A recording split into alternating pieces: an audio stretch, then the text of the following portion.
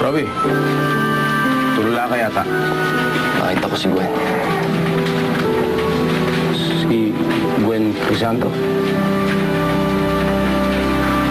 Oo, kuya. Kailan ba kasi sila nandito na? Saan sila nakatira?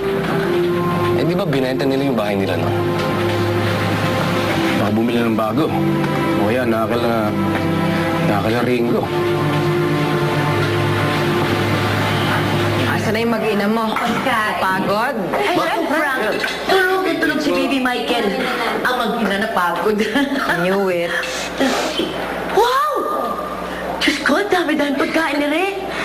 Niluto mo lang ito? Hindi pinadeliver ko lang. Natamad ako magluto. Suplada. Mama, dito ka.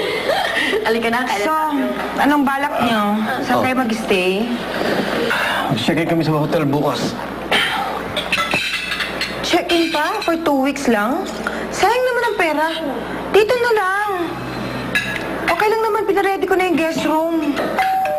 tulog. Gwen, di ba gusto mo ng pizza? Dito. In-order ka ng favorite mo. I'm sure yan na yan. Hindi pa rin napagod. Ito, kuya. Keep the Thank you, change na ma'am. lang, Dito pa, Gwen.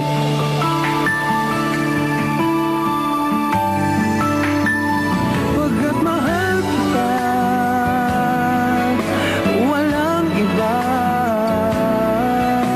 Ikaw ang nais na laging Matapos man ang maraming taon, special pa rin si Gwen sa'yo. Alam mo, Robby, nakikita ko ang sarili ko sa'yo. Pag nagmahal ka, sa isa lang. Hindi nga pumayag yung boyfriend mo na lumos ka dito sa Maynila. 2 weeks lang naman daw eh. Hindi ako naniniwala sa'yo. Kung may boyfriend ka, di sana hindi mo suot to. Frank, tapat ka nga sa akin. Hindi ka nila kinukontak. Hindi, pero buwan-buwan, may pumapasok ng malaking pera sa bank account ko. Hindi ka nila pinabayaan. The golden boy of RX. Dali, nakikita yung figure eh. Okay. Kailangan pa magpa-medical legal ng pasyente. Kailangan niyong pumunta sa pinakamalapit na presinto para kumuha ng police report. Yan yung nang hitad sa akin kahapon. Ano hitad na? Kung ayaw niyong makipag-usap, sa NBI na lang tayo. Tama na! Pag-usapan na! What's going on here? Hey! What is that? Kausapin mo si Robby. Gawa ng paraan matwist ang resulta ng investigasyon. Guguho ang mundo nito kapag hindi ito nakagraduate. I'm telling you. Ikaw, ano kaya mo ibigay?